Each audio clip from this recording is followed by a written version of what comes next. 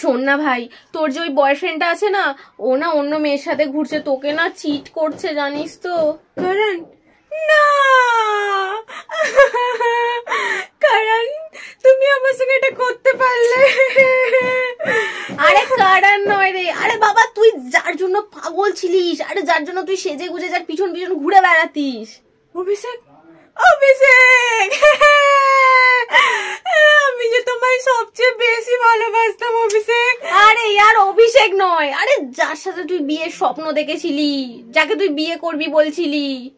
বরুণ, আমি তো তোমার সঙ্গে বিয়ে স্বপ্ন দেখে ফেলেছিলাম, ছোট ছোট বাচ্চার নামও ঠিক করে নিয়েছিলাম।